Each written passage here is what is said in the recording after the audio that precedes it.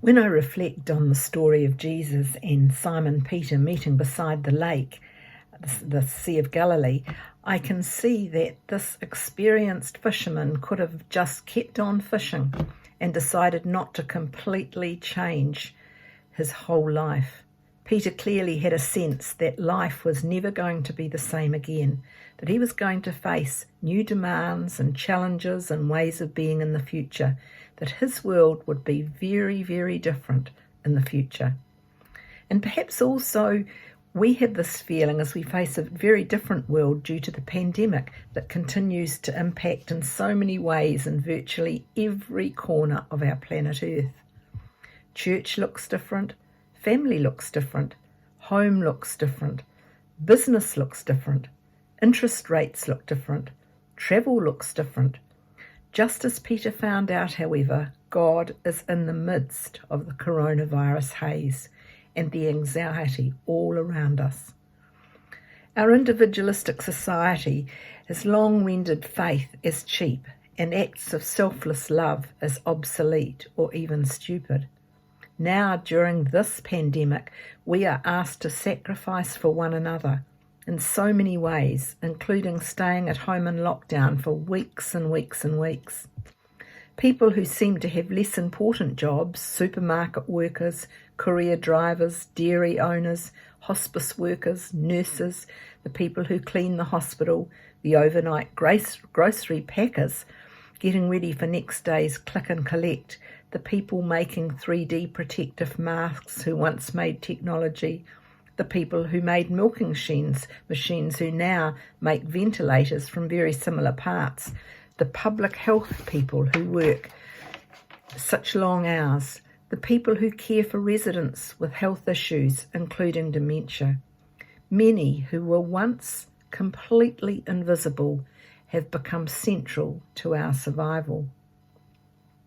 Our prized possessions arrive in a box or a bag on our doorstep from the local supermarket or from halfway round the world, and only now, when we consider what might have been carrying the virus, do we think a little about the low-waged worker who packed our groceries, or who sewed a new piece of clothing, or who made the technology we need for our computer or our cell phone, or even the Amazon worker who raced to get back from his 3-minute bathroom break to tape the box up to get to you on time.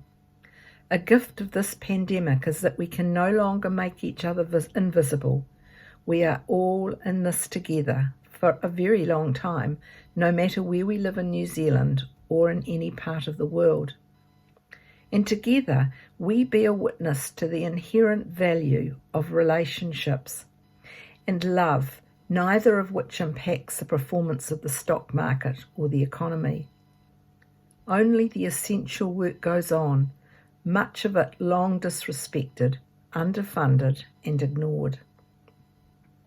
Our faith communities have long been a primary place where we could learn these lessons about the value of sacrifice and taking care of one another, about doing things that may hurt us financially to help others we may not even know, many of whom are yet to feel the power of Jesus, as Peter did after the huge haul of fish we heard about or we can read about. God works in mysterious ways.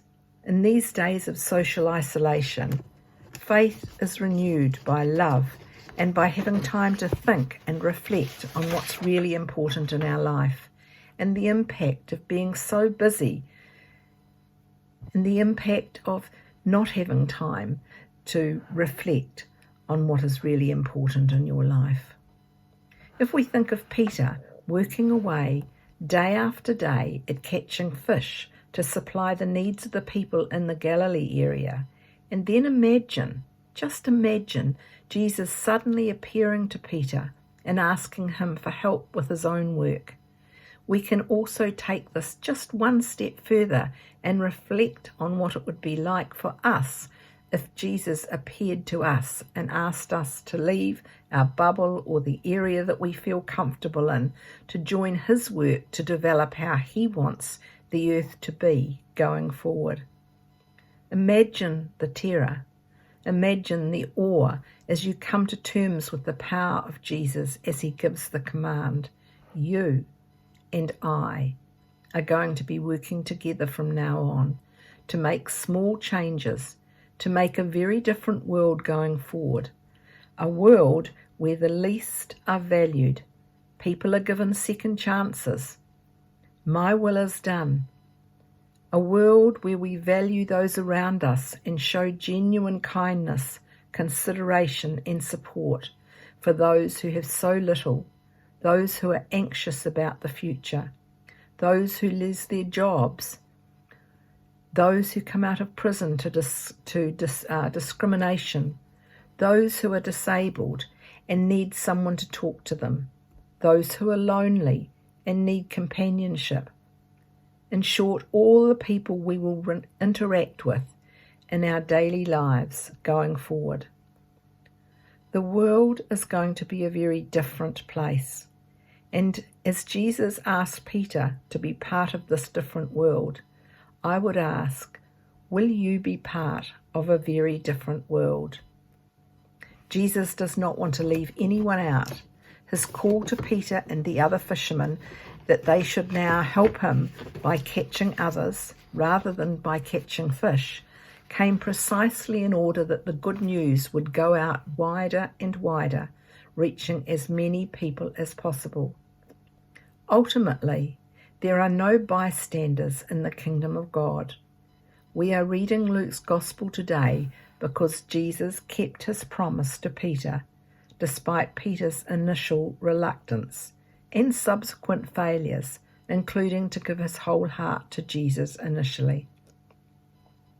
When Jesus calls each one of us, he certainly asks for a lot from us, everything. But that is because he has already given everything himself. He has plans in store for us, each one of us, and for the whole world that we would never have dreamed of. And to God be the glory. Amen.